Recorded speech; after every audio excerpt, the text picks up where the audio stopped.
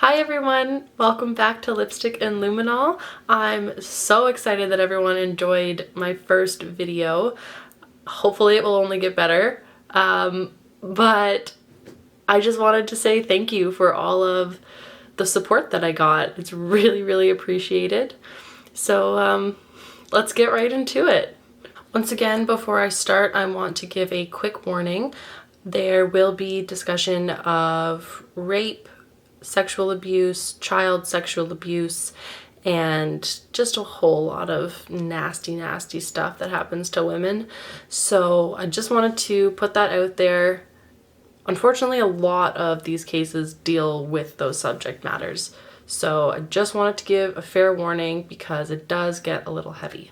So today's case is about serial killer Rodney Alcala. He murdered at least 9 women that we're aware of, and his crimes spanned all across the United States during the 1970s. However, it is believed that his true death toll is closer to the 100 marker. Alcala was born Rodrigo Jacques Alcala Buquar, and he was born in San Antonio, Texas. His birthday is August 23rd, 1943. Which makes him 77 years old. He moved to Mexico when he was around 8 years old with his family, and his father abandoned them. So his mom decided they were going to move to LA. Huge time jump here, but at the age of 17, Rodney joins the army where he serves as a clerk. I have no idea what a clerk does in the army, but Rodney didn't last very long at it because he had a nervous breakdown and went AWOL. He was diagnosed with antisocial personality disorder by a military psychiatrist, and because of his diagnosis and the fact that he went AWOL, he was discharged. Later in life, he actually received a few more diagnoses, such as narcissistic personality disorder, borderline personality disorder, malignant narcissism, psychopathy, and sexual sadism. He attended California State University, and then he transferred to UCLA, where he actually graduated with a fine arts degree in 1968. And then he fled from California, which will make sense in a second why he's fleeing, and enrolled in NYU, where he actually took classes with Roman Polanski.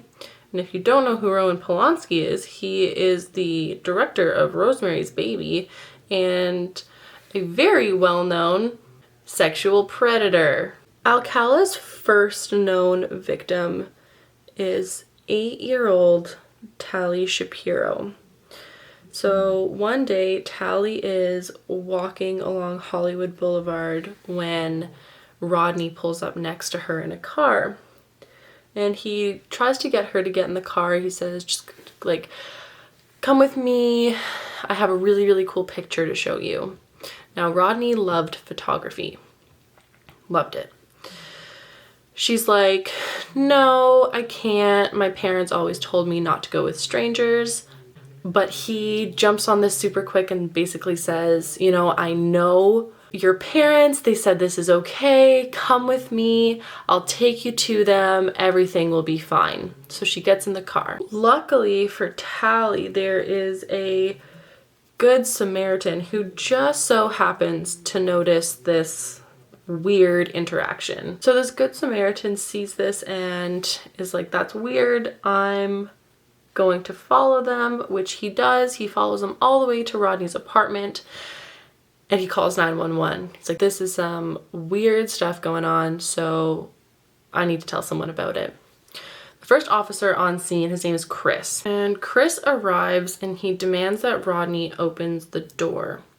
He gives Rodney 10 seconds after he had already been banging on the door and tells him, you know, you have to let me in. Rodney says, sorry, I was in the shower. And Chris counts to 10. 10 seconds go by, which is just enough time for for Rodney to flee out the back door. But Chris kicks in the door, and that's when they find 8-year-old Tally on the floor. And the part about this that really, like, just, I don't know, it really just messes me up is her little shoes were right beside her. And they can tell that things are gonna get a little sad here. They can tell that she's been raped, and as far as they can tell, she's dead.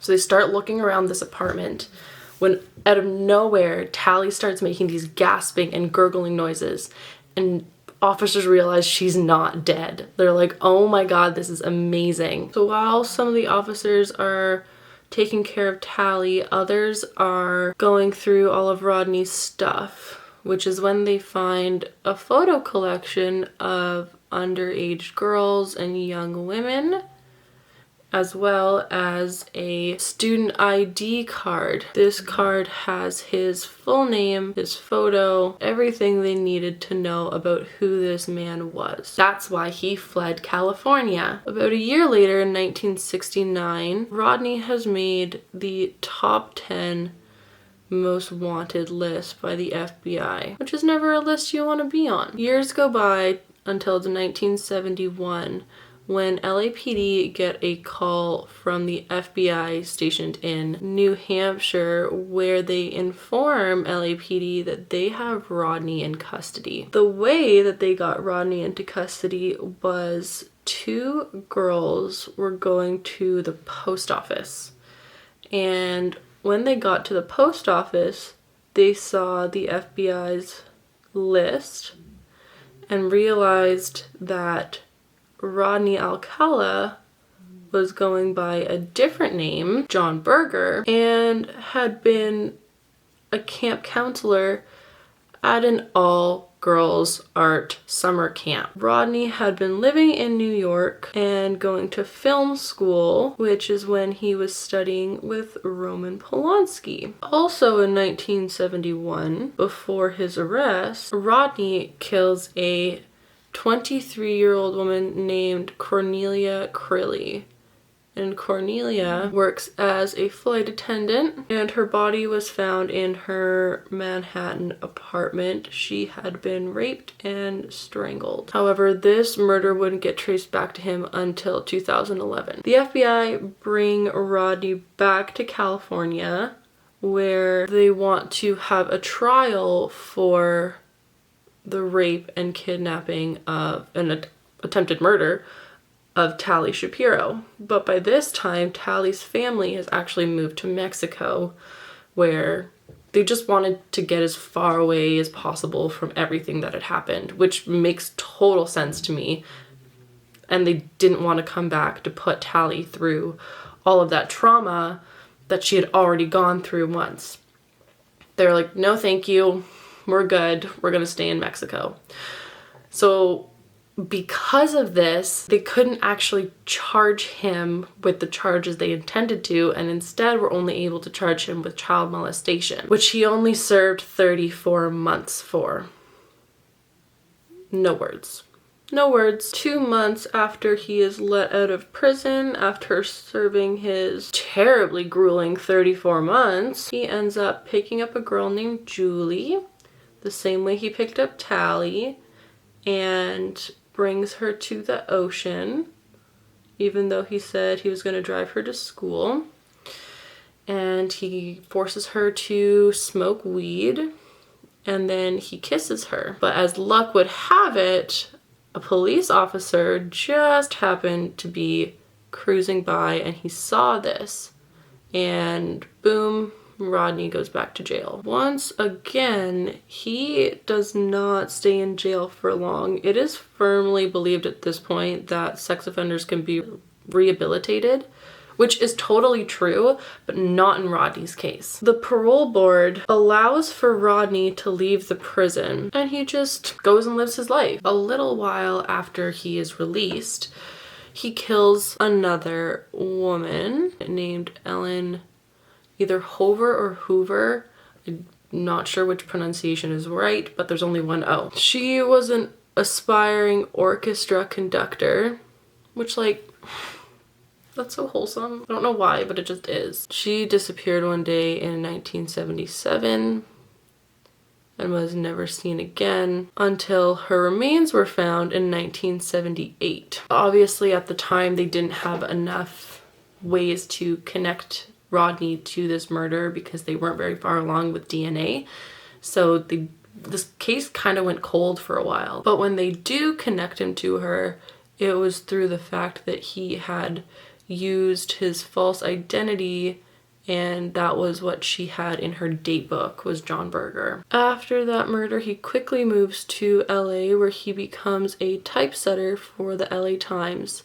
And what I think is really interesting about this is that this is the same time that the Hillside Strangler is on the prowl. And because Rodney is forced to register as a sex offender, the LAPD actually interview him, like the Hillside Strangler task force interviews him, not knowing that they literally have a murderer in their hands right now. They're like, you're not the one we're looking for, see you later. That's crazy to me. 1979, Rodney strikes again, and he kills a 21-year-old girl named Jill Parenteau, and Jill was killed June 14th, and her body was found in her apartment, where she once again had been strangled and raped. They tried to connect this case to Rodney, but unfortunately the evidence was considered too weak at the time, so they couldn't use it. A couple weeks later, July 2nd, 1979, the body of Robin Samso is found by fire crew that are up in the LA Hills who are just doing some routine maintenance. They find her body skeletonized, and the head is separated from the body as well as the hands, and her teeth are cracked, which shows signs of a beating. The skeleton is way too small to be that of an adult woman, so they run dental, and sure enough, there's a match that comes back to 12-year-old Robin Samso. Robin had actually been reported missing 6 days after they had to let Rodney go because they didn't have enough evidence to hold him for the Jill Parenteau murder. And that breaks my heart. Luckily, the day that Robin went missing, her best friend Bridget remembered a man that had talked to them when they were at the beach. Bridget is able to describe Rodney to a T. She says he has black curly hair, he's kind of skinny. She gives a perfect description. So they get her to sit down with a sketch artist, and the sketch that she does is spot on to Rodney. But when they go to find Rodney, he's living with his mom, and he has chopped his hair and chemically straightened it. Now he doesn't really look like that photo. They go to talk to Rodney, and they actually end up meeting Rodney's girlfriend. And Rodney's girlfriend is just absolutely mind-boggled. Like, I had no idea that he would ever do something like this. Just doesn't think that he's capable of this at all. But she tells officers something that's seemingly innocuous to her, but is just bone-chilling for the officers. She says that he recently removed all the carpet from his car due to a gas spill. Now, we all know it wasn't a gas spill. She is also unable to give him an alibi for the nights that Jill was murdered and the day and night that Robin Samso went missing. This is so hard to do while talking, but I'm determined to do it this time. Police get a search warrant for Rodney's house, where they don't really find anything that seems of importance at the time, but they find a receipt for a storage locker or storage space in Seattle, Washington. And they don't really think anything of it because they haven't seen anyone in Seattle. Like, there hasn't been any murders that they could really tie to him, and so they don't really think much of it. Anyway, he's carted off to jail because he is a prime suspect for these murders. While Rodney's in jail, he contacts his sister and she comes to visit him. Are you kidding me? Oh, 1 second. So his sister comes to visit him, and while she's there, he looks at her and says, I need you to do me a favor. And he kind of like pulls her in and he whispers to her, I have a storage locker in Seattle, Washington. I need you to clear it out before the cops get there. So Rodney doesn't really realize that like the cops are literally listening to everything he says, and they book it to Seattle. They want to make sure they get there before anything can possibly be moved. When they get there, they roll the doors open and they are just chilled to the bone because they see stacks on stacks of photos. There are hundreds, somewhere past 900 photos that they have of underage girls, underage boys, young women, just so many things. Some of them in extremely compromising and disgusting positions. Others are just very normal, super normal photos, nothing too weird. Something else that the cops find is a bag of earrings, and a pair of these earrings are the same earrings that Robin was wearing the day she went missing. The way that we know these were Robin's is that they were actually Robin's mom's, and Robin's mom identified them. She said, yes, those are my earrings. She was always taking these earrings to wear. Those were hers. This storage room was basically a giant trophy case for Rodney. He kept everything there that he had kept during his crimes. All these earrings, all these photographs, it was chilling. A specific photograph that they come across is of a 15-year-old girl named Lori. This photo is important because it puts him in the location that Robin went missing, despite Rodney denying ever being there. He says he hasn't been there in years. There's no way that they could connect him to anything. But when they see this photo of Lori, they know he's lying. So they somehow get in contact with her.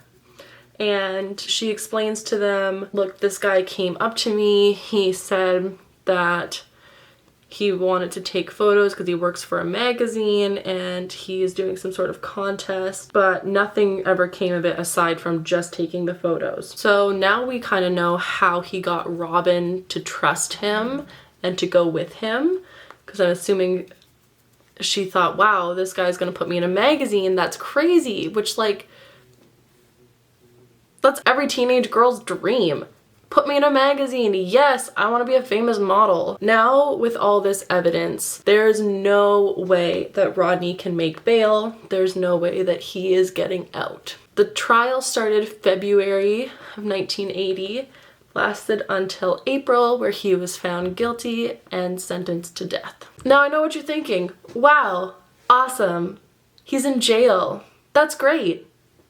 No, it was overturned. 4 years after he's been convicted, it's overturned because apparently the jury were misinformed about his previous criminal actions, which technically didn't give him a fair trial. I don't think it was fair that he robbed various women of their lives, but hey, who am I to judge? He goes on trial once again, so everyone has to relive this again, and this trial takes 2 years. And once again, he's sentenced to death. Then he files for another appeal. Like, just leave it alone, man. And his conviction is overturned once more. So all this time has passed, and now it's the early 2000s. And the early 2000s were known for a lot of things, but they were really known for the strides that they made when it came to DNA technology and DNA analysis. In 2002, a California attorney general made it so inmates like Rodney had to submit their DNA to a national database, which is now known, if you are a huge true crime fan like me, as CODIS. Various criminal DNA is put into CODIS where it is used to run against crimes that are happening to see, have they been connected to previous ones, have they been connected to recent ones now that they're out, all these different things to make sure that they keep getting their man. After his DNA is submitted to CODIS, his DNA matches 4 more missing and murdered women cases. So back to the year that he got out, 1977, was the same year that 18-year-old Jill Barcombe was found in a ravine.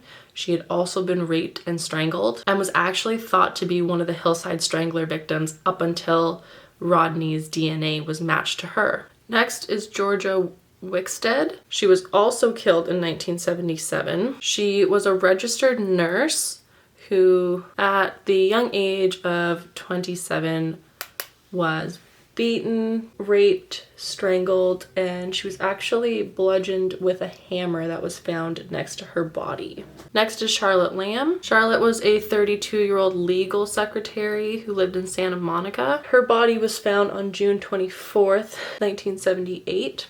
Her body was actually found in the laundry room of an apartment complex that she didn't live at, and no one in the apartment complex recognized her. She had also been strangled with a shoelace. She was later connected to Rodney via a pair of earrings that were found that had her DNA on them. The next one connected to Rodney was Pamela Lamson. Pamela was a computer assistant and an aspiring actress, and she disappeared from Fisherman's Wharf in San Francisco in 1977. She told others that she was going to pose for a freelance photographer. She just really loved that photographer thing. She was raped and tortured and strangled, and her body was left on a trail near Marin County. So instead of retrying Rodney for Robin's murder, they wanted to charge and prosecute him for the 5 other murders that he had been connected to now. So that makes Robin, Pamela, Charlotte, and both Jills. But that doesn't start until 2010. And as any classic narcissist would do, Ted Bundy. Rodney decides he's going to represent himself in the court of law. So as an actual psychopath, he calls Robin's mother to the stand as some kind of witness. I think it was just to satisfy some sick narcissism that he had going on, just to look her in the eye, knowing exactly what he had done to Robin and making her relive it. He also calls himself as a witness. Is fine, but the way that he does it is so creepy. Calls himself to the stand. He uses 2 different voices. So when Rodney's talking on the stand, he uses one voice, and when he's playing defense lawyer, he uses a different voice. Now, by this time you're wondering, Sarah, in the title of the video it says the dating game killer, and you haven't mentioned anything about the dating game. Well, if you made it this far, congrats! You're about to know why. As part of Rodney's defense, he decides he's going to play a tape from the 1978 taping of The Dating Game. He had been a contestant on The Dating Game and wanted to prove that by showing this clip, he couldn't have possibly killed Robin. And the craziest part about this is he wins. He wins that episode. During the episode, the girl that is sitting on the other side of the wall interviewing the 3 men, she asks them a couple questions. Now you can go and watch all of this on YouTube. She asks Rodney, contestant number 1, what is your favorite time? He says, nighttime. She asks, why do you say that? He responds, because there's no other time. She asks, what about morning or afternoon? And he responds, well, they're okay, but nighttime is when it really gets good. The next round she says that she's a drama teacher. So she asks her contestants to play a character role that she gives them. The role that she gives Rodney is a dirty old man. And Rodney hits this one perfectly. He responds, come on over here, and then makes this grunt that just makes me want to vomit. Later on, when all this stuff comes out about Rodney, the girl who was on the show and who chose him said that when she got backstage and actually talked to Rodney, she completely changed her mind because he gave her the creeps. Good. So the whole reason he even brings this tape up is because he claims that on the tape you can see that he is wearing the gold earrings that they claim to be Robin's. However, one of the other contestants on the dating game came forward to say, no, he wasn't wearing any earrings. After his conviction and his sentencing, because obviously they find him guilty once again, Tali Shapiro, who is a grown woman at this point, takes the stand to face her attacker. And can I just say, goosebumps. Amazing. She testifies against him to make sure that he stays in jail and rots. Finally, Rodney is sentenced to his last death sentence, and he will never be getting out. After everyone knew that Rodney would no longer be able to prey on women, they took a sigh of relief, but realized there's still so much work to go. They have so many photos that need to be identified. The police decide to make these photos public, all of the non-explicit photos, in order to help with identification. Almost immediately, 9 women are identified. They're still alive, and one comes forward to say that she was sexually assaulted by Rodney. He is later accused of the murder of Antoinette Whitaker, who was a 13-year-old girl that lived in Seattle, Washington. Pamela Jean Lamson, which has already been discussed, she was 19. Joyce Gaunt at 17. She was also in Seattle. He's also tied to Cornelia Crilly, mentioned earlier at the beginning of this, as well as Ellen Hoover. To this day, Rodney's victims are still being identified. The most recent one was in 2013 when a woman in Wyoming named Kathy Thornton was sent an email by her son. And her son had known that his mom's sister, so his aunt, went missing when she was 6 months pregnant back in 1977, and her name was Christine Thornton. So he tells his mom, you know, maybe you should go through some of these photos just on the off chance that you find her. And so 100 photos are made public. Kathy is scrolling and scrolling and scrolling, and she gets to photo number 86. And there's Christine. She's sitting on a motorcycle and she looks happy, and Kathy just breaks down.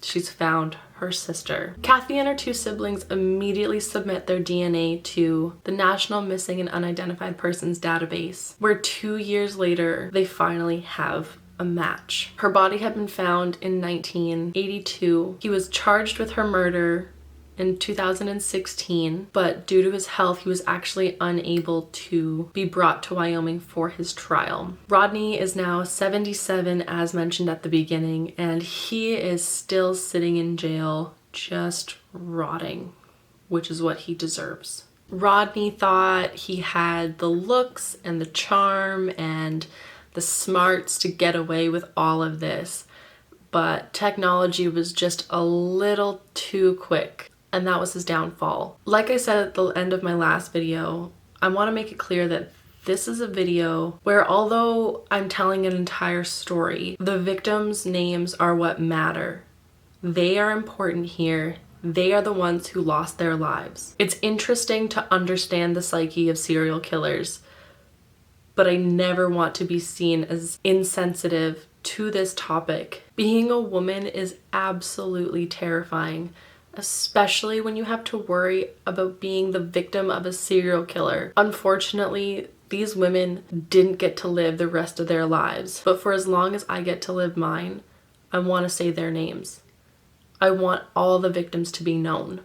I want them to be known more than their killers. Well, if you made it to the end, thank you once again. I am so glad that you decided to join me. Things will get better when it comes to my editing skills and how I tell the story and everything. I just want to say thank you so much for watching and for sharing and for commenting and subscribing and all the internet things. I truly am so excited to continue to do this. It's a lot harder than I thought and that I ever gave any vlogger or YouTuber credit for, but stick by me and I promise it'll only get better. Thank you so much for watching episode 2. I'll see you next week. Bye!